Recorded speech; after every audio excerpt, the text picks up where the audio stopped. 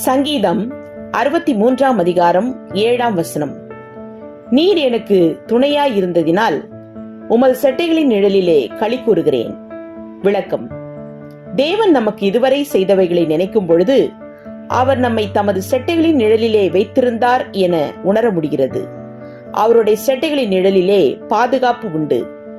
இந்த வெப்ப அலை வீசும் நாட்களில் கர்த்தர் நம்மை பாதுகாக்க ஜெபிப்போம். உன்னதமானவரின் நிழலிலே களி கூறுவோம். ஆமென். Psalm chapter 63 verse 7.